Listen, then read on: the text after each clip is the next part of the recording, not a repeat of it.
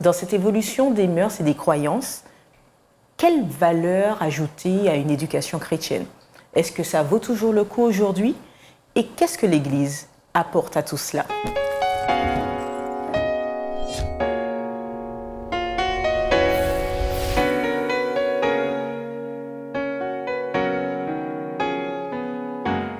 Chers amis, c'est avec plaisir que je vous retrouve dans votre émission Autrement dit, en compagnie de Ronnie et de Bruno. Bienvenue à vous deux. Merci. Alors, nous poursuivons avec vous l'étude autour de l'éducation.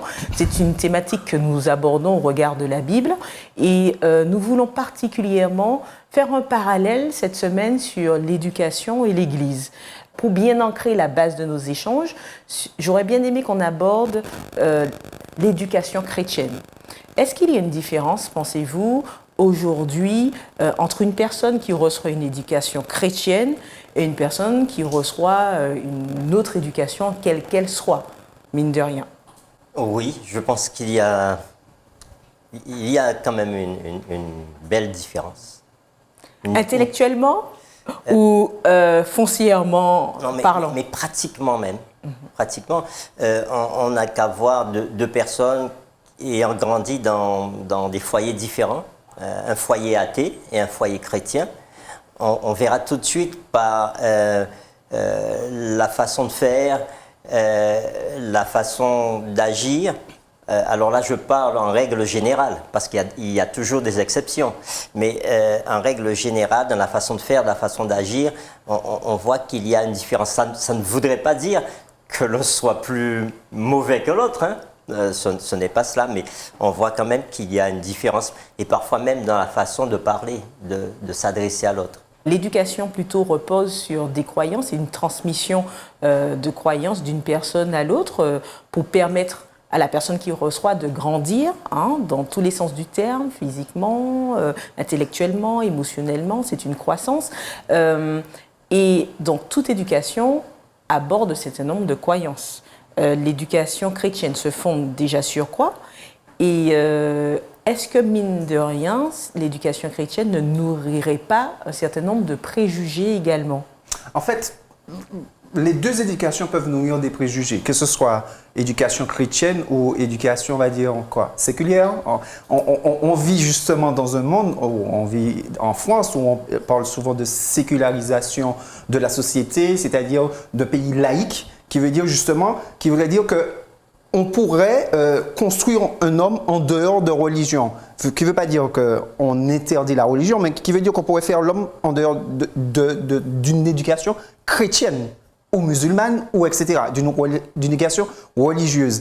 Et ce qui fait la différence... Est-ce que tu veux dire que éducation religieuse et éducation chrétienne, c'est la même chose? En fait, non, ce n'est pas la même chose, parce que nous savons qu'il y a 3 grandes religions monothéistes, et qu'il y a d'autres religions, d'autres spiritualités, qu'on pourrait dire religions. Donc, c'est pas vraiment la même chose, en fait. C'est pas vraiment déjà, seulement, on parle que les 3 grandes religions monothéistes viennent du judaïsme, et on voit qu'il y a déjà une grosse différence entre les musulmans, les chrétiens et les juifs, en fait. Déjà sur cette notion-là seulement, en fait. Alors qu'elles parlent toutes de même origine, du judaïsme, en fait. Et on voit qu'il y a déjà une grosse différence, en fait. Alors, qu'est-ce qu'une éducation chrétienne? C'est ça toute la question. Oui.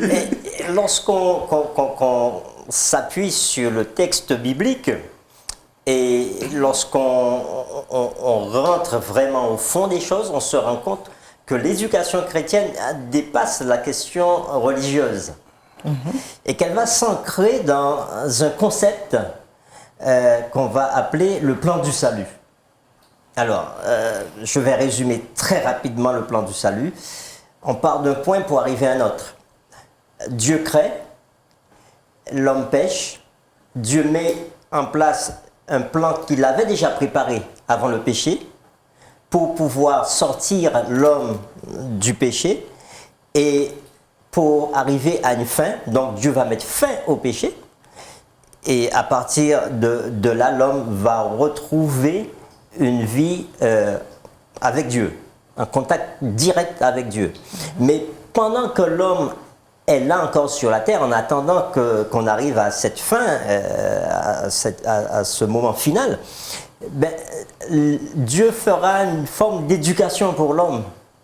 Et il aidera cet homme à sortir de croyances qui sont données par le péché, parce que beaucoup de croyances viennent par le fait que nous sommes dans un monde pécheur, et Dieu va l'aider à sortir de là en lui apportant le livre que nous connaissons, qu'on appelle Bible, c'est le livre sacré, et à partir de là, au départ, l'homme a quoi? L'homme a la Torah, et Dieu va lui permettre de trouver à travers ce livre sacré des éléments pour être en relation avec lui. Alors, tu dis qu'à travers la Bible, oui, Dieu va permettre à l'homme de trouver des éléments. Mais à travers la Bible, il peut avoir une chose et son contraire en termes d'interprétation. Donc, oui, je voulais juste revenir par rapport à ta toute première question, on va continuer dessus, où tu disais quelle est la différence entre l'éducation chrétienne et l'éducation, en fait, une éducation qui ne serait pas chrétienne. Déjà, d'un point de vue par rapport à ce que Ronnie disait, en fait, on comprend que par rapport à l'éducation chrétienne, comme il disait, on parle 2 points et on va à 1 point. L'éducation chrétienne nous fait comprendre qu'on ne vient pas de nulle part et qu'on ne va pas nulle part. Tandis que les autres éducations, qui reposent souvent sur la science, nous fait comprendre qu'on vient de nulle part, ou plutôt qu'on vient d'un singe, et qu'on va nulle part. Et déjà, sur cette base-là seulement... Bon, c'est quand même un début et une fin. Oui. On ne va nulle part. C'est une évolution. Sur cette base-là, déjà seulement, on voit qu'un individu peut être amené à faire des choix ou pas en fonction de la base, déjà. Donc, quand moi, j'arrive dans ce monde et on me dit, bon, tu es là comme ça, tu viens de nulle part et tu vas nulle part, et bien, je me dis que finalement, voler ou pas voler, qu'est-ce que ça va faire? Tuer ou pas tuer, qu'est-ce que ça va faire? Avoir une femme ou plusieurs femmes, je ne vois pas la différence. Déjà, là, ça me donne une base. Mais quand on me dit que non, je ne viens pas de nulle part, que je viens parce que j'ai été créé pour un but, là, je peux poser déjà sur cette différence-là seulement. Je peux orienter ma vie d'une certaine manière. J'oublie pas la question que je vais vous poser, mais par rapport à ce que tu dis, Bruno, est-ce que ça signifie que c'est cette connaissance-là qui fait que j'ai une certaine moralité? Est-ce que je ne peux pas avoir une certaine moralité, une certaine bonté de cœur sans toute cette connaissance-là? Non, la moralité n'a rien à voir avec la spiritualité. Je peux être un incroyant, un athée, être foncièrement athée, ne croire en rien, et avoir une attitude bonne. Dire bonjour à mes voisins, ça fait partie de la société, nous grandissons comme ça, maman nous lève nous comme ça. Donc voilà, on a une éducation qu'on a reçue, on va dire, populaire. Il faut dire bonjour, il faut remercier, mais ça c'est de la moralité. Tandis que la spiritualité, c'est être en relation avec un être supérieur. Croire qu'il y a un être supérieur, quelqu'un qui est au-dessus de moi, qui m'a donné la vie, et je suis relié à cette personne-là. D'ailleurs, c'est de là que vient le mot religion. Hein. Quand tu as dit au début que ça se voit, les effets se voient dans la pratique, est-ce que mine de rien, cette relation que je peux nourrir avec cet être supérieur se voit dans ma manière d'agir et de fait dans la moralité, j'ai envie de dire. Oui, est-ce que un chrétien sera un être moral? Oui, tout à fait. Mais un être moral ne veut pas dire qu'il est chrétien. C'est ça la nuance. Ce qui veut dire que tu peux faire de bonnes choses, justement, parce qu'on t'a éduqué comme ça, on t'a dit que c'est le bien, exactement. Comme aujourd'hui, profondément, il y a des gens qui ne croient pas forcément en Dieu, mais voient d'un mauvais œil qu'un homme puisse se marier avec un homme, qu'une femme puisse se marier sans pour cela avoir une éducation chrétienne, mais du point de vue moral, du point de vue de la normalité, de ce qu'elle a prise comme éducation, elle ne va pas trouver. Mais ça ne veut pas dire que, justement, on en revient à ce qu'il dit, que cette personne a nécessairement une relation avec Dieu, a une relation avec son Créateur, en fait. Et si la parole dit que la loi est inscrite dans les cœurs, en quelque part, il me semble qu'on retrouve ça dans la Bible, est-ce que, justement, ça ne suffit pas en quelque part dans cette démarche d'éducation? Rappelle-toi ce que j'ai dit au début. Le concept de l'éducation chrétienne, c'est un concept qui est inclus dans un plan de Dieu, le plan du salut. Et dans ce plan, Dieu appelle l'homme à vivre relié à lui, et cette relation va changer l'homme. D'accord ? Bien sûr que lorsqu'un homme naît, l'homme a dans son cœur, on va parler ainsi, dans son fonctionnement même au plus profond de lui-même, il reçoit quelque chose de Dieu. Et il sait ce qui est bien et il sait ce qui est mal. Au fond de lui-même, il a une notion de bien et de pas bien. Hein, si on veut enlever le mot mal, on dira de bien et de pas bien, de juste et d'injuste. Et surtout, c'est ce sentiment d'injustice que tout homme a en lui, qui prouve qu'il a reçu quelque chose de Dieu. Maintenant, il faut faire la différence entre cette petite graine que Dieu va déposer dans le cœur de l'homme et le fait que l'homme veuille se tourner vers Dieu. Et c'est dans cette relation avec Dieu que l'éducation que j'aurai sera différente d'une autre forme d'éducation. Pourquoi ? Parce que lorsque je suis en contact avec Dieu, Dieu me forme. C'est comme, j'aime bien cette image que prend la Bible, que prend certains prophètes et qu'a pris Paul aussi, l'apôtre. Il dit, c'est le potier qui prend l'argile et qui fait le vase. Bien, c'est pareil, bien, Dieu va me former dans ma relation avec lui, à travers l'étude de sa parole, à travers la prière. Venons-en justement, Ronnie. Alors, oui. tu recentres le débat sur cette éducation chrétienne et qui est basée sur la Bible. Je reviens à la question où je vous demandais, face à la Bible, on a la chose et son contraire en termes d'interprétation. Alors, comment dans une dynamique d'éducation, je peux être éclairé, être sûr de ma compréhension pour être dans cette transmission à l'autre, à l'enfant, mais également pour être dans cette compréhension pour moi-même en termes de croissance. Et c'est de là où on se dit qu'est-ce qu'une bonne éducation chrétienne. Parce qu'il y a toutes sortes d'éducation chrétienne, comme au temps de Jésus, il y avait toutes sortes d'éducation religieuse. Et nous voyons quand bien même qu'ils recevaient pratiquement, il n'y avait pas de plusieurs religions, il y avait le judaïsme. Et pourtant, quand on regarde, les pharisiens n'ont pas su reconnaître Jésus quand il est arrivé. Donc, effectivement, et c'est là qu'on voit que on peut avoir une approche de la religion ou une approche de Dieu, une approche de l'éducation qui ne serait peut-être pas la bonne en fait. Quelle serait la bonne approche ? Et j'ai envie de dire aussi, quelle est la plus-value ou non de l'Église dans tout cela ? Tu disais que l'homme est né avec une certaine intelligence, une dose d'intelligence de savoir ce qui est bien ou mal par rapport à ce que Dieu a planté quand l'homme a créé l'homme. Quand Dieu a créé l'homme. Ok, oui, quand Dieu a créé l'homme. Et en fait, ce que je voulais dire, c'est Romains 12, verset 2 qui nous dit « Ne vous conformez pas au siècle présent, mais soyez transformés par le renouvellement de l'intelligence afin que vous discerniez quelle est la volonté de Dieu, ce qui est bon, agréable et parfait. » Et je m'arrête sur ce que le texte dit, soyez transformés par le renouvellement de l'intelligence. Qui veut dire, comme on y disait, au départ... Comment on fait ça ? C'est ça. C'est ça. C'est-à-dire qu'au départ, Dieu nous donne une base. Mais si, effectivement, nous faisons comme Salomon, c'est-à-dire que quand Dieu lui a donné la sagesse, on a dit que Dieu dit de Salomon qu'il n'y a personne d'autre, qu'il n'y aura personne d'autre comme aussi sage que lui. Mais si nous nous satisfaisons de ce point de départ-là, nous allons terminer comme Salomon. C'est-à-dire que nous allons nous perdre. Parce que justement, nous allons nous satisfaire de ce que nous avons et nous n'allons pas aller à la source pour rechercher ce renouvellement de l'intelligence qui puisse nous permettre, dans chaque siècle, à chaque génération, de discerner en fait quelle est la volonté de Dieu et quelle voie à choisir en fait. Tu réponds également en disant qu'il faut retourner à la source. Oui. Mais il peut y avoir une différence d'interprétation au niveau de la source. Oui. Alors là, je voudrais apporter, et je vais dans son sens, mais je voudrais apporter un élément de plus. Cet élément, c'est se laisser guider par Dieu.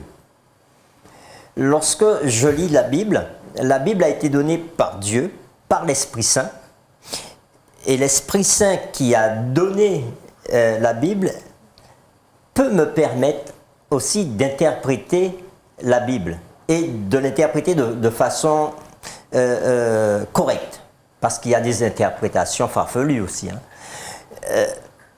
Et c'est pour ça que nous avons besoin de prier lorsque nous lisons la Bible pour trouver la meilleure interprétation de la parole qui nous viendrait de l'Esprit Saint et qui nous permettrait de bien trouver et comprendre le message principal que l'on retrouve Et dans cette Bible. est-ce que dans cette dynamique, tu Oui. penses que dans la Bible, on peut trouver réponse à toutes les questions existentielles soulevées par la société? Tu as parlé d'origine, de plusieurs questions, la raison de notre existence Tout à sur fait. Terre, Tout à où allons-nous, qu'est-ce que font les morts, ou est-ce que voilà, sur des questions Tout à fait. existentielles, est-ce que la Bible en est une réponse? Oui. Oui, oui. Apporte matière. La Bible répond à toutes les questions qu'on pourrait se poser, dont on a besoin pour survivre dans cette vie et après, en fait, et toutes les questions nécessaires à notre salut pour qu'on soit sauvé de cette terre. Mais par rapport à ce qu'on disait, en fait, la véritable éducation chrétienne que Jésus pose dans la Bible, c'est qu'il nous montre que, justement, tu parlais de connaissance. Jésus nous montre, en fait, qu'il ne s'agit pas simplement de rester dans la connaissance. Et Jésus, justement, quand il est arrivé, il a montré... il n'est pas venu remettre en cause les écrits. À chaque fois, il énonçait quelque chose. Il reprenait justement les écrits de la Torah, les anciens écrits. Mais surtout, il montrait que la véritable éducation chrétienne ne se dissocie pas de la pratique. D'où la parabole avec le Samaritain, pour leur expliquer qui est mon prochain, en fait. Parce que dans la tête des Juifs, pour eux, leur prochain, c'était les Juifs. C'est entre nous. Et Jésus est venu leur expliquer les choses de façon pratique. Et il nous fait Pourtant, comprendre... les rabbins de l'époque n'étaient pas vraiment pratiques. Non, au contraire, ils étaient très pratiques, mais pas dans la bonne... Ils appliquaient la loi, mais ils n'avaient pas compris l'esprit de la loi. C'est ça. C'est une question Voilà, c'est ça. d'interprétation. Eh ben, on est encore dans l'interprétation. L'interprétation, c'est une question, on revient à l'interprétation. C'est ça. Parce qu'ils avaient comme Mais- foi en ce qu'ils enseignaient. Tout à fait. Mais remarque bien que Jésus dit « imitez-moi ». Mais il dit attention, faites ce que disent les rabbins, mais ne faites pas ce qu'ils font. Exactement. C'est un texte, effectivement. Donc, je ne sais pas c'est- si ok, tu c'est- vois. C'était Oui, pas tout à fait. congruent, il n'y avait Tout pas de à fait. congruence, de lien entre ce qui était dit par les rabbins et Ce qu'ils leur faisaient. manière de vivre. On va prendre un exemple simple. Ils disent de payer toutes les offrandes, les dîmes, La etc. dîme, ouais. Et pourtant, ils ont trouvé une façon de contourner la chose pour ne pas aider leurs parents. Et Jésus dit, attention, qu'est-ce qui est mieux, en quelque sorte? Est-ce que prendre l'argent et dire que l'argent que Dieu m'a donné, je vais le donner en offrande et je vais négliger mes parents? Ou encore, est-ce que je ne vais pas aider mes parents qui sont dans la souffrance? Donc, en réalité, beaucoup de personnes, et jusqu'à aujourd'hui, beaucoup de personnes disent donner une éducation chrétienne, mais en même temps, ces personnes, ils disent faites ce que je vous dis, mais ne faites pas comme moi. Alors- Et Jésus a montré le contraire.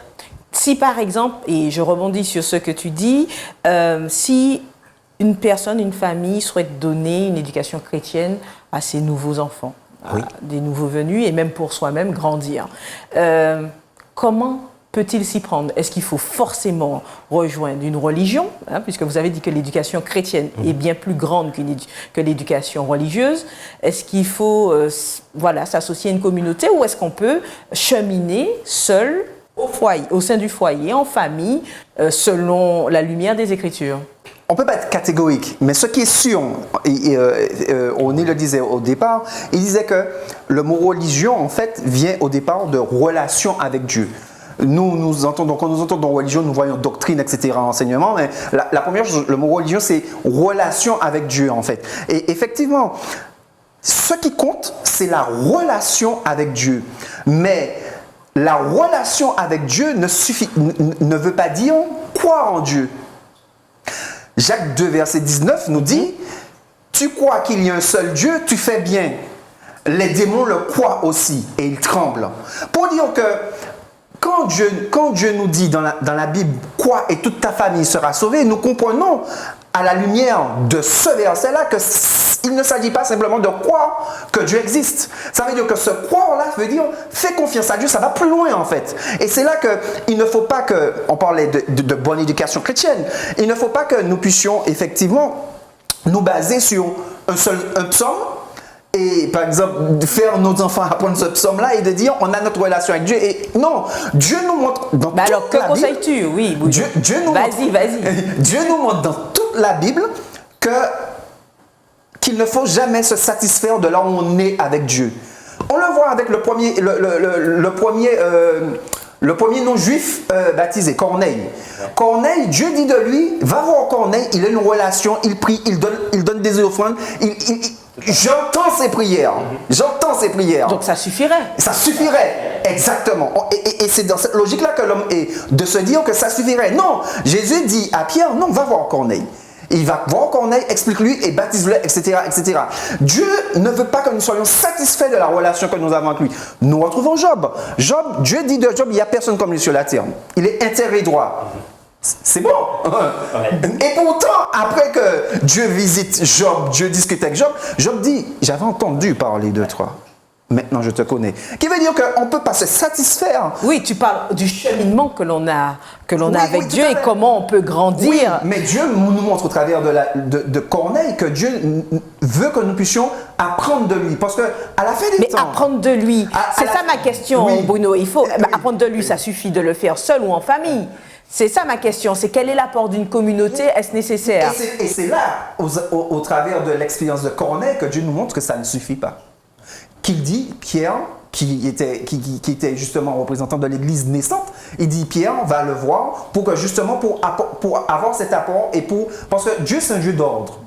Dieu c'est un Dieu d'ordre. Et Dieu justement, il veut que tous ceux, il le dit lui-même, dans Jésus il dit, j'ai encore beaucoup de brebis qui ne sont pas qui ne sont pas encore dans la bergerie. Qui veut dire que Dieu sait très bien qu'il a ses enfants partout, mais Dieu c'est un Dieu d'ordre et il veut que ses enfants justement puissent s'entendre parce que Dieu ne veut pas Florence qui dit qu'elle m'aime, mais que Florence vive toute seule dans son coin. Dieu veut que justement que Florence qui m'aime aime aussi son prochain. Comme l'exemple oui, mais du bon Samaritain. Je reviens encore dessus. Est-ce que la bergerie, c'est simplement le fait de dire que d'autres personnes s'allient à la cause de Dieu sur terre, quel que soit l'endroit où elle se trouve, le pays, le foyer, ou est-ce que tu veux faire une liaison avec une communauté religieuse en parlant de bergerie? C'est une question très intéressante. Pourquoi? Parce que, à travers ta question, on est poussé à faire des choix. On est poussé à faire des choix dans la vie. Et lorsque on regarde depuis le début, la création, jusqu'à aujourd'hui, Dieu a toujours eu un peuple. Et Dieu, avec ce peuple, a appelé les autres à sortir des autres peuples pour venir dans son peuple. Donc à ces brebis, c'est ce que nous disions tout à l'heure, à ceux qui n'avaient pas encore rejoint la bergerie, Dieu les appelle à sortir. Et nous croyons, en tout cas moi je crois fermement aujourd'hui que Dieu a un peuple à la fin des temps, parce qu'on est dans la fin des temps. Et ce peuple est appelé à dire aux autres personnes qui n'ont pas encore accepté un message spécial de sortir de là où ils sont. Mais c'est là la question, Ronnie. Son peuple. C'est exactement là la question. Et je la. C'est est-ce que ce peuple, mine de rien, peut être sans étiquette dans le sens où, non. Quand je dis sans étiquette, sans connotation religieuse, parce que c'est le peuple de Dieu et que c'est qu'il porte du fruit quel que soit là où il se trouve, parce que ça fait partie d'un ensemble, d'un corps, les chrétiens appellent corps du Christ. Ou est-ce que c'est être attaché à une communauté religieuse? Voilà, je réponds à ta question. Cette question trouve sa réponse dans Acte 2. Quand Jésus dit à ceux qu'il aime, à ses disciples, attendez et que je vais vous envoyer le Saint-Esprit, le Consolateur. Il leur a dit attendez. Ils auraient pu attendre chacun de leur côté. Non, qu'est-ce qu'ils faisaient? Ils étaient tous assemblés et et priaient ensemble, non seulement priaient ensemble, mais ils s'aidaient les uns les autres.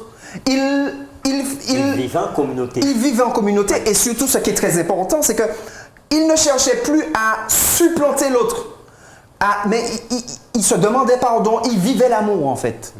Et ils sont sortis de la théorie, de l'instruction de l'éducation chrétienne, de l'évangile, à la pratique de l'évangile. Quel pourrait être l'apport de l'Église aujourd'hui pour l'éducation chrétienne et quelle est la place de l'Église aujourd'hui? Alors, je dirais que l'Église fait fonction des deux. L'Église est un hôpital, parce que l'Église soigne, c'est le rôle même de l'Église, un de ses rôles. Jésus, qu'est-ce qu'il a fait quand il était sur terre? Il soignait. Il guérissait les malades, il chassait les démons, il rendait les gens bien, des personnes qui étaient dans une situation de désastre, de vie catastrophique, il les ramène. On a l'exemple de Marie de Magdala, on a l'exemple de Matthieu, on a l'exemple de Simon qui était